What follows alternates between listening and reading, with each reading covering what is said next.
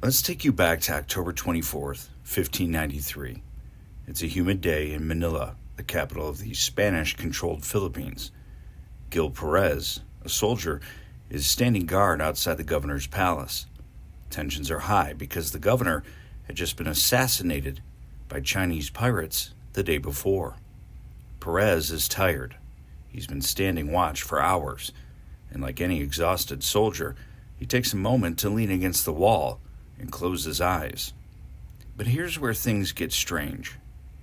When Gil Perez opened his eyes, he wasn't in Manila anymore. He was standing, confused and disoriented, in the Plaza Mayor of Mexico City. Now, for those of you unfamiliar with geography, Mexico City is about 9,000 miles away from Manila. This was 1593, long before airplanes or modern transportation. So how could a simple soldier have possibly made that journey in an instant?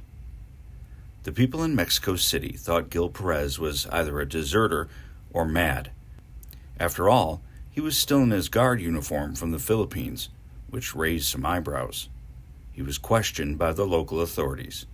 But Perez kept insisting that he had no idea how he ended up there. He told them the last thing he remembered was standing guard in Manila just after the governor's assassination. At first, no one believed him. It sounded absurd, impossible even. But here's where things get even more interesting.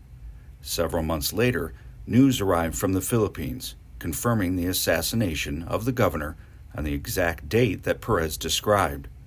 Officials also verified that Gil Perez had indeed been stationed in Manila on that day. So what happened? Did Gil Perez somehow teleport across the Pacific? Was he part of some divine intervention? Or is this just a story that grew into legend over time?